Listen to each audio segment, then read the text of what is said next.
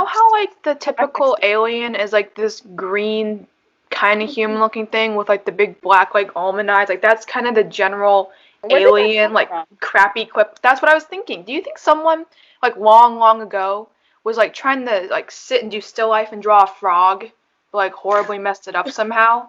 And then they're like, "What's that?" And it's like, an alien. And then that's just how it started. Wait, they drew it, and then they left it somewhere, and then the government found it like 50 years later and go, oh my goodness. I'm doing some on-spot research right now. The person probably died and left this here. And was like, like people are studying and like that was like left behind, like, you know, like anthropologists and stuff looking for like ooh, look at the cave drawings, and then and they found this thing, and then some person decided to like sew it up and make it a costume. You can be the picture that was drawn ancient years ago of this frog.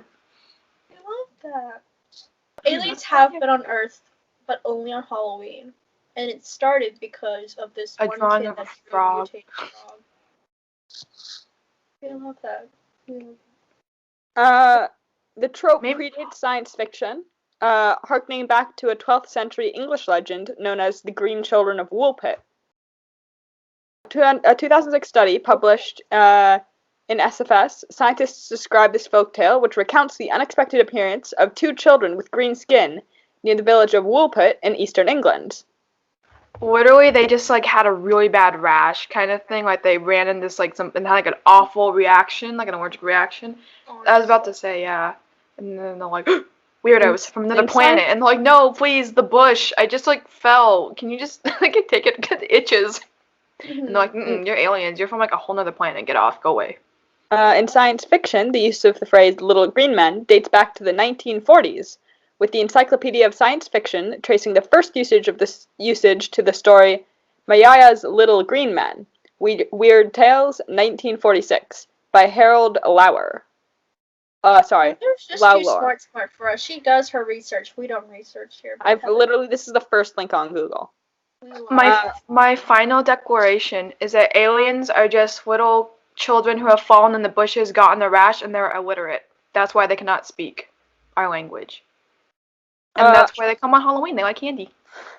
The persistence of little green men in the science fiction lexicon may be explained by what they tell us about ourselves, says Brooke Peck, a curator of the EMP Museum in Seattle.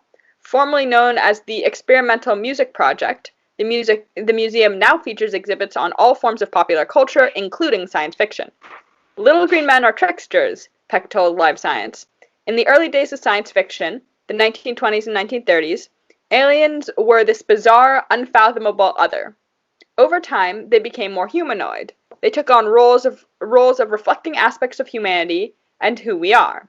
There are certain types of aliens that appear repeatedly in science fiction, both old and new, Peck said, and there are lessons to be learned from all of them about what makes people human. Some take a single facet of humanity and amplify it, he explains. It can be puckishness and a fondness for troublemaking, as seen in Little Green Men. Other characters embody childlike innocence and wonder, such as E.T. from the film E.T. the Extraterrestrial, Uncle Martin in My Favorite Martian, or Mork from the TV show Mork and Mindy. Others represent a darker side of humanity. Picture the ruthless, shape-shifting creatures in the Alien movie series, or the marauding Klingons from Star Trek.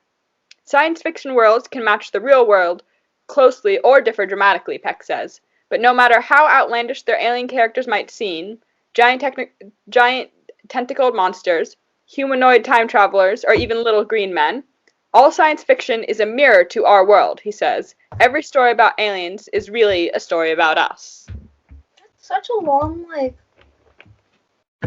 Bam, that's our bonus. To think of that. Out of all the things you could be doing in life, you know what? That's his job. He literally, he works for the EMP Museum in Seattle, which is the Experimental Music Project, which was a museum that features exhibits on pop culture, including science fiction. It's literally his job to analyze this kind of thing. Man. I'm sticking with my theory that they're just illiterate children with allergies. Yep. Yep. I'm with Eve on that one. We don't listen to professionals here.